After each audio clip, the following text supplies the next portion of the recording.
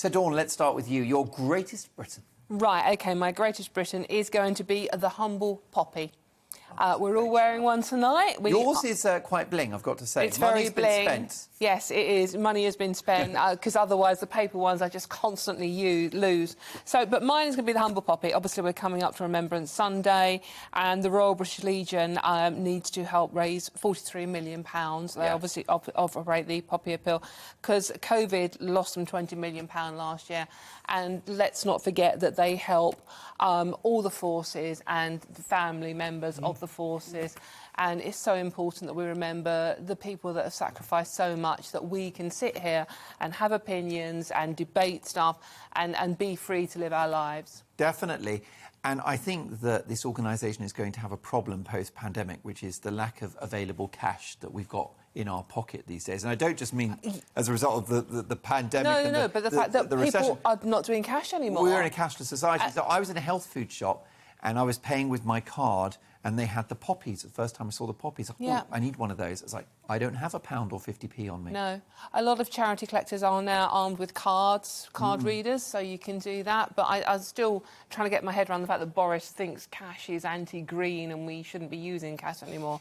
But people should get out there and put some money in the collecting box if they have it, or use their card on the card reader. But I think, Becca, the era of small change is over now. I don't think we'll be going back. Yeah, no, I think you're right. And I think it's a grave shame for charities, for small businesses, for people who don't have, you know, who aren't kind of financially literate. I think it's a grave shame, and it's such a shame that such an incredible cause, like for poppies, would suffer as a result of it. Yeah. Absolutely. So how about your greatest Briton, Andre?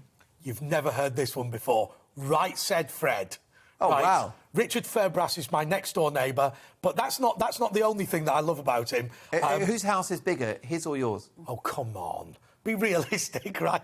How many hit records have you had? Yeah, but the thing is, it only takes one, doesn't it? But let me read to you how he defeated The Independent yesterday. So The Independent had a front page, I don't know if it's going to come up, where it said... There it is. The majority want government to enforce another lockdown to stem COVID cases, poll finds.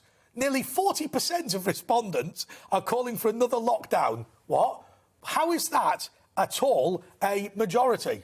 So, Right Said Fred says, journalism at its finest. Now, I will tell you, there's many great things about Right Said Fred, but when your national newspaper knows less about mathematics and the pandemic than the bloke who sang I'm Too Sexy, Deeply Dippy, and whatever that other one was, I think it was the Stonk, yes. then you've got real problems. Notwithstanding whether it's a majority or not, and I think mathematically we can agree that 40% is not a majority, but how much veracity do these polls have when it comes to the public's enthusiasm for lockdowns? Because I'm suspicious, to be honest. I think that if a question is phrased in a certain way, which is, if it would save lives, should we lock down and stay home? People will feel pressure to say yes. One of the big problems we've got is the way that we're in our own bubble to too much of an extent. I mean, I used to meet one group of people who'd go, I don't know anybody who's voting Leave, and another group of people who go, I don't know anyone who's voting Remain. Yeah. Right? And so I think there is an element of that. But I have to say, in my own view,